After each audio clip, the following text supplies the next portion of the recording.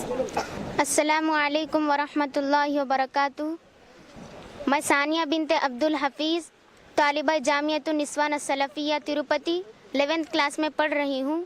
دل کی گہرائیوں سے پلوامہ میں پیش آئے دہشت گردانہ حملے میں شہید جوانوں کے خاندان کو تعزیت پیش کرنا چاہتی ہوں. حقیقت میں یہ ایک دردناک حملہ تھا. دشمنان بھارت چاہے بھارت کی پرامن فضا کو ٹھیس پہنچانا چاہیں، انہیں یہ بات ذہن نشین کر لینی چاہیے کہ بھارت کی پرامن فضا پوری دنیا میں مشہور و معروف ہے.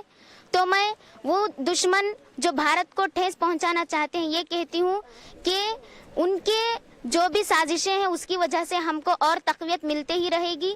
اور میں ان لوگوں سے جو اپنی جانوں کو قربان کر رہے ہیں اس بھارت کے لیے یہ کہنا چاہتی ہوں کہ وہ آگے بڑھتے رہیں. ہم سب تمہارے ساتھ ہیں اور تمہاری قربانی رائیگاں نہیں جائے گی.